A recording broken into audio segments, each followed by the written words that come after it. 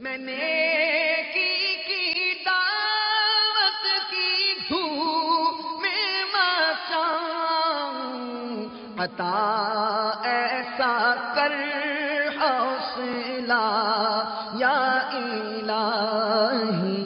ایک شخص شدید بیمار تھا، ایسا لگتا تھا کہ دنیا میں کچھ ہی دیر کا مہمان ہے۔ اس کے بچے، زوجہ یعنی بچوں کی امی اور ماں باپ ارد گرد کھڑے آنسو بہا رہے تھے۔ اس نے اپنے والد سے پوچھا، ابا جان آپ کو کس چیز نے رلایا؟ ابا جان کہنے لگے، میرے جگر کے ٹکڑے، جدائی کا غم رلا رہا ہے۔ تمہارے مرنے کے بعد ہمارا کیا بنے گا؟ اس شخص نے اپنی والدہ سے پوچھا، پیاری امی جان آپ کیوں رو رہی ہیں؟ ماں نے جواب دیا، میرے لال، دنیا سے تیری رخصتی کا سوچ کر رو رہی ہوں، میں تیرے بغیر کیسے رہ پاؤں گی؟ اپنے بچوں کی امی سے پوچھا، تمہیں کس چیز نے رونے پر مجبور کیا؟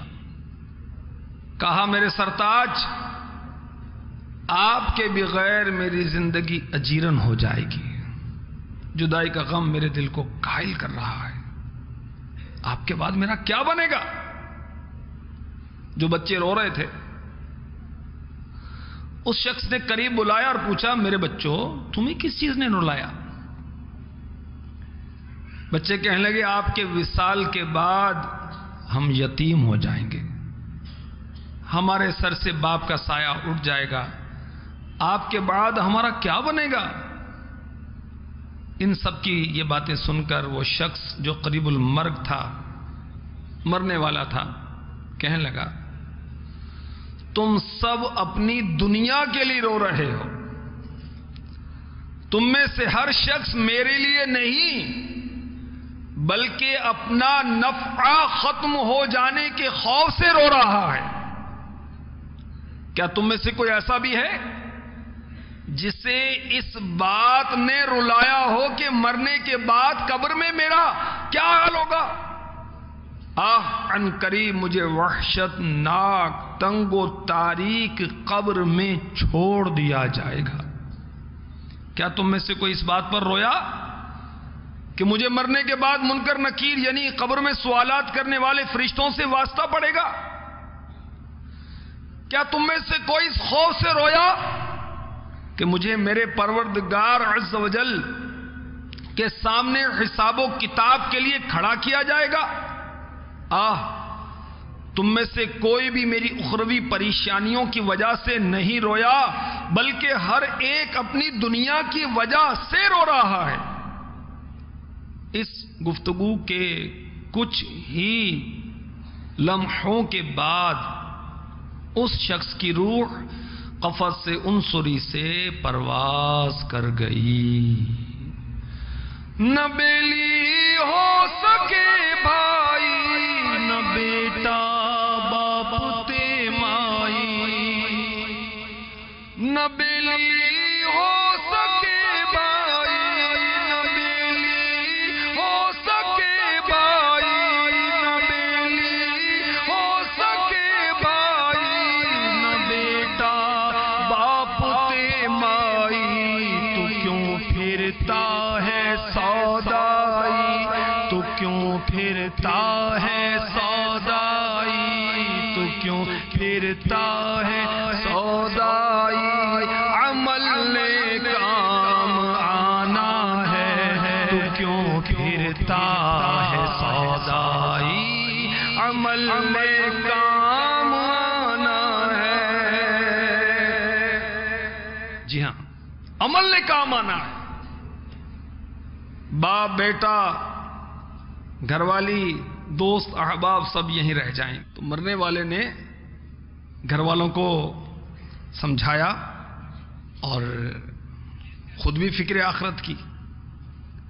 مدنی چینل کے ناظرین، وہ اہل و عیال جس کے عیش و آرام کے لیے نیندیں ہم قربان کریں، جنہیں آسانیاں دینے کے لیے، آسائشیں دینے کے لیے، لگژریز دینے کے لیے ہم بڑی خوشی سے مصیبتیں، پریشانیاں، دشواریاں برداشت کریں. جن کی راحتوں کے لیے خود کو ہم غموں کے حوالے کر دیں. جیسے ہی ہمارا زندگی کا سفر ختم ہوگا، انہیں ہماری نہیں اپنی فکر ستانے لگے گی. اس کے جانے کے بعد ہمارا کیا بنے گا؟ کاش یہ بھی سوچتے مرنے کے بعد اس کا کیا بنے گا. ہمارے لیے دعائیں مغفرت کرتے، سال ثواب کرتے، مگر فی زمانہ عموماً ایسا نہیں ہوتا. تو نیکی کی دعوت بھی ہے اس کے اندر، فکر آخرت بھی ہے، فکر مدینہ بھی ہے، نفس کا محاسبہ کیا.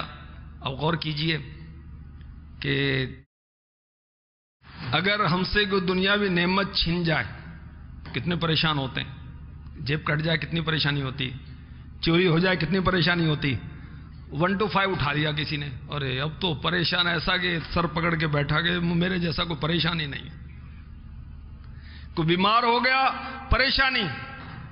یعنی دنیا کی کوئی نعمت چھنتی ہے پریشانی ہوتی ہے. کیا کبھی اپنی بدعمالیوں کے سبب یہ غور کیا کہ کہیں شامت اعمال کے سبب میں جنت جیسی نعمت سے محروم نہ کر دیا جاؤں؟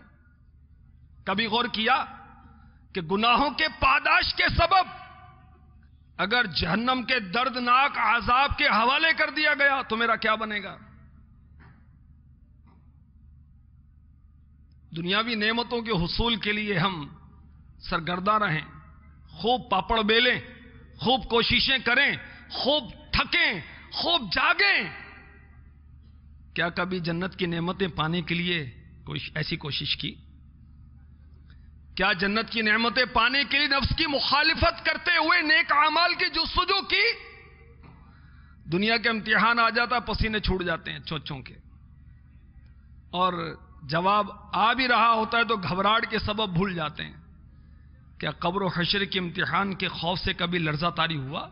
میں نے کی دعوت کی دھوم میں مساؤں، عطا ایسا کر حوصلہ یا الہی.